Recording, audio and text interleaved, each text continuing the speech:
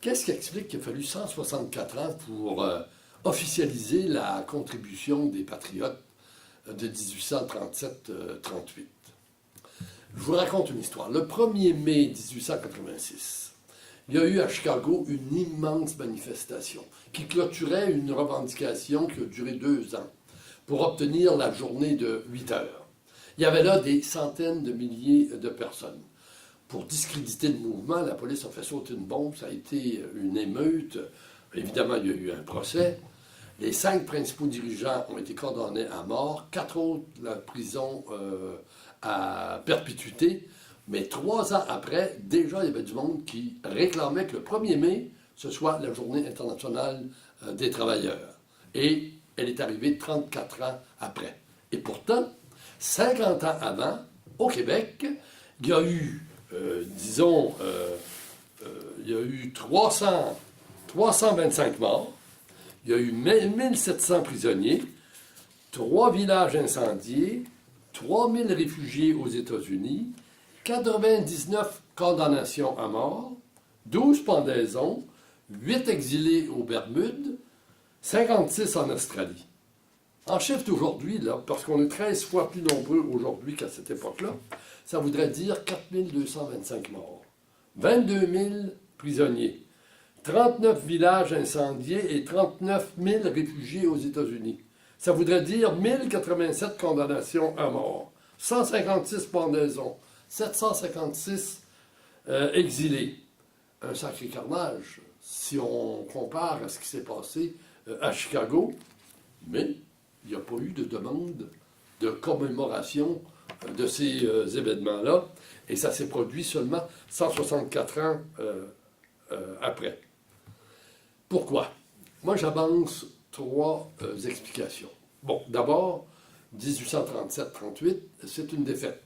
On n'a pas l'habitude de fêter des défaites, on fête plutôt des victoires.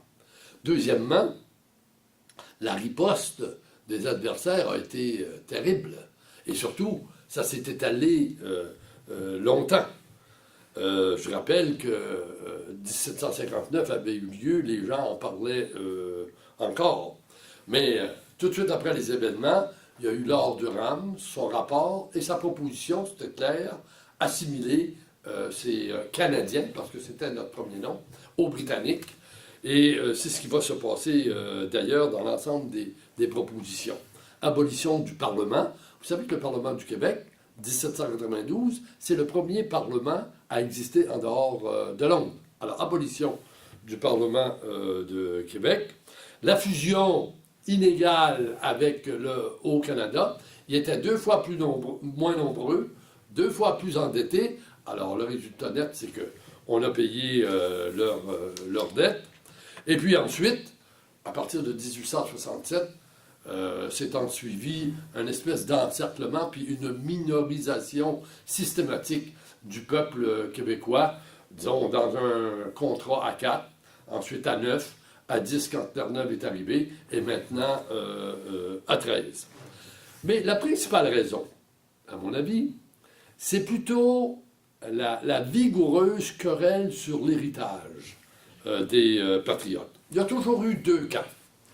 Le camp, d'abord, des pattes blanches. Ceux qui disaient « Oh, il faut composer avec ceux qui ont gagné, il faut essayer de protéger nos droits, la langue, la religion, essayer de canadianiser ceci, canadianiser cela. » En fait, une posture défensive, une posture conservatrice.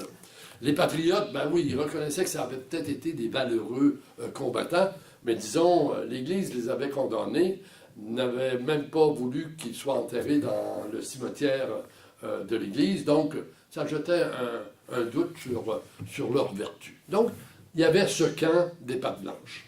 Mais il y avait le camp offensif, le camp de ceux qui disaient « c'est pas fini.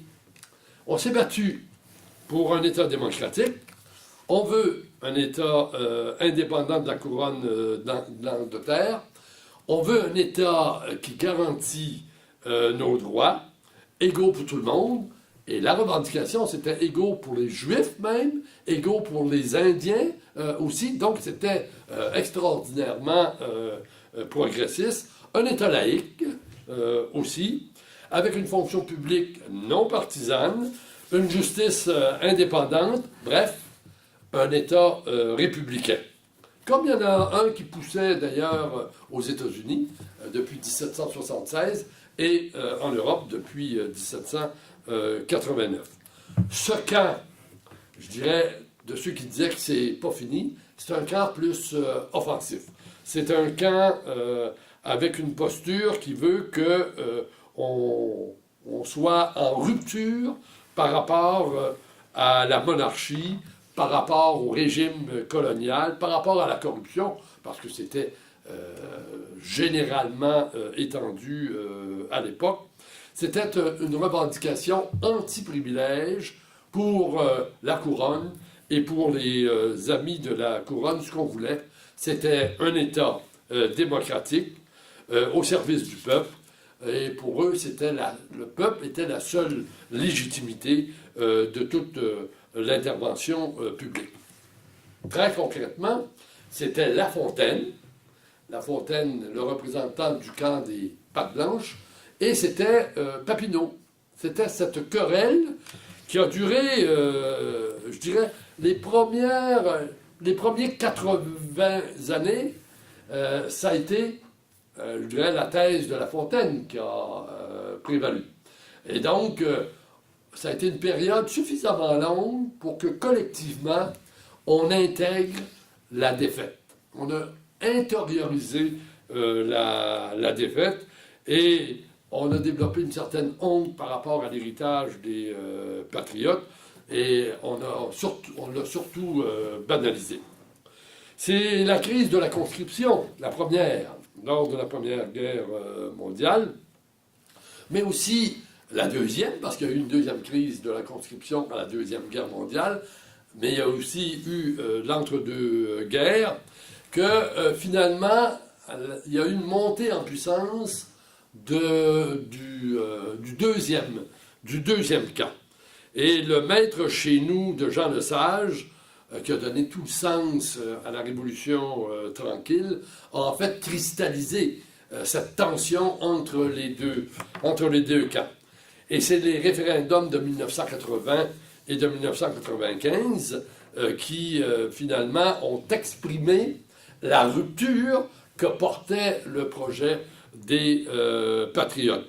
En fait, l'indépendance qui était au cœur de ces référendums est présentée et représentait la clé de voûte du projet des patriotes en même temps que le dernier acte.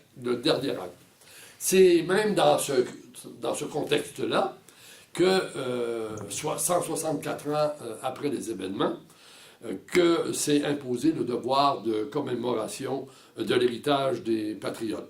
Et il faut encore une fois remercier Alcide Clément, le Club souverain de l'Estrie, qui ont fait signer 1 113 000 personnes sur une pétition remise à Bernard Landry, qui finalement, Premier ministre, a promulgué le 20 novembre 2002 la journée nationale des patriotes, en lieu et place de la journée de la reine Victoria, qui était un éminent symbole, disons, de ce qui a été rejeté par les patriotes.